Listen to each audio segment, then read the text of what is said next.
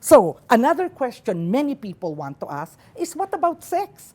Now, my thanks to Medi Santiago, Edmundo Abad, Lionel Paz, Michelle Santos, Carol Colburn, Steve Rogers, again, Sigrid Salukop, one of my favorites, Leng Painaga, Benjamin Vallejo Jr., and many, many anonymouses, or should we say anonymized, who wrote and gave their point of view about sex. So one anonymous said, most Filipinos are just cheaters and selfish. I got tired of it. My American fiance is one of a kind. He's honest, straightforward, and values our relationship a lot. Another lady said, I find I am more secure. American males are encouraged to be faithful because society frowns upon infidelity. Divorce is easy to get and usually costly. And because infidelity is one of the major reasons divorce occurs, siyempre, they're very careful about this. Now, about sex naman, here is a story from a woman who PM'd me, again is anonymous. I found him, my foreign boyfriend, more thoughtful and uninhibited in the bedroom, despite the fact that he was British. And like many Brits of a certain education, class, generation, he was well-mannered and not loud at all in public. He made sure that the lovemaking was fulfilling on my part, a trait I sadly never experienced with a Pinoy male.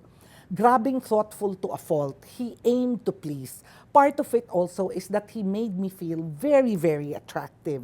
Now, I hear this a lot from Filipina women who are dark, who have a pango nose like mine, etc. That if Filipinos don't find them attractive because they're not mestiza, well, thank God for foreign men who love us because we look like us, like Filipinas talaga. Short, don't have legs up to here, etc., etc. But they still find us the most beautiful women in the world.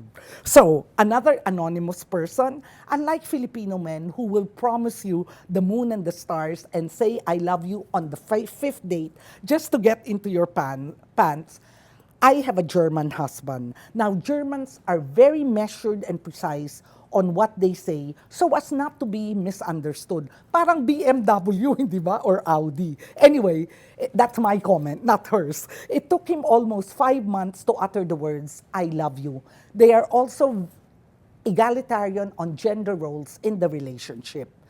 Now, another point that several of you asked is, sex is more exciting and frequent even after marriage. Because I have heard this so many times from Filipinas who are married to Filipinos.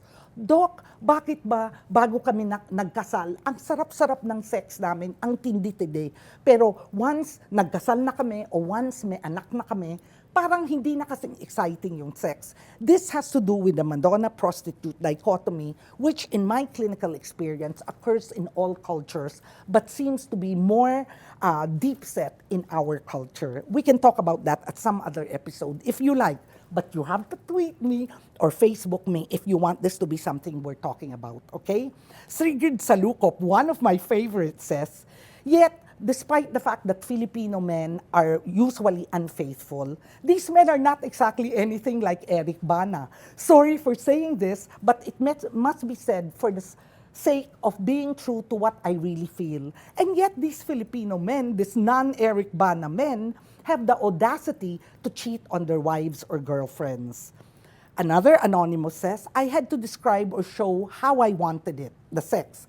How I wanted it, when I wanted it. No second guessing, no assumptions. In a way, it helped me in all the relationships I had after that.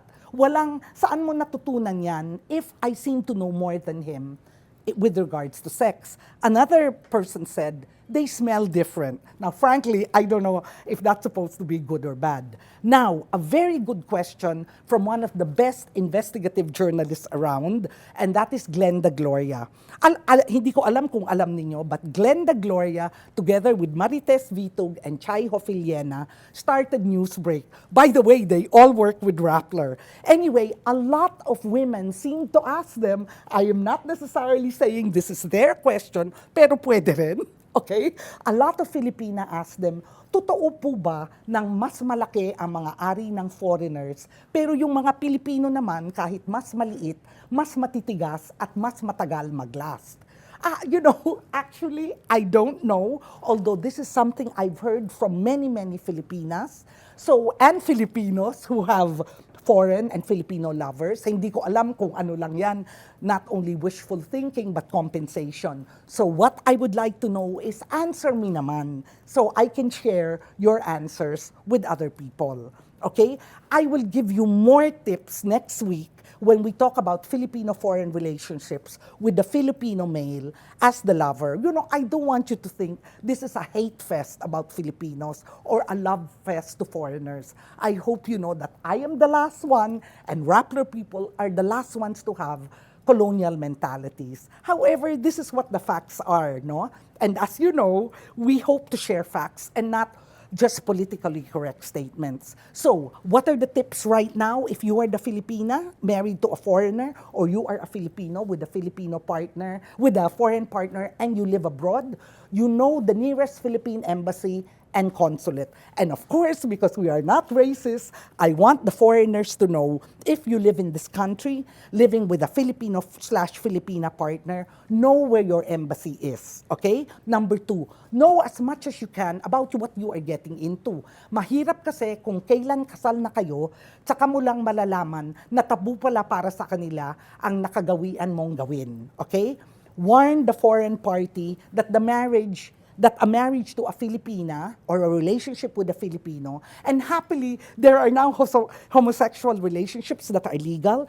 So warn the foreigner that whether he marries a Filipino or a Filipina, you are usually marrying the whole family, barkada, barangay, alumni association, etc. Edna Aquino says, never underestimate the cultural aspect. But don't look at the differences only. There are similarities too that may be problematic or worth celebrating and nurturing. And finally, Sherry Lindsay says, but be careful because cultural differences can be a very convenient excuse whenever you have conflicts, when in fact, it is not the cultural differences, but deeper issues and dynamics involved, okay? Thank you to all of you who wrote and shared your issues regarding foreigners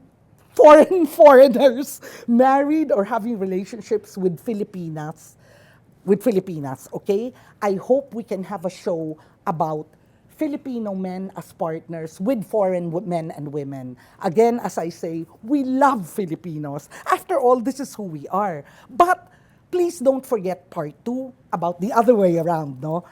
Filipino naman yung partner na merong foreign relationships, or Filipinas who chose to marry Filipinos, despite the fact that there are attractive aspects about being married to a foreigner. So please send your comments, have some questions on Facebook, tweet using the hashtag AskMargie, or send an email to askmargie@rappler.com. See you next week.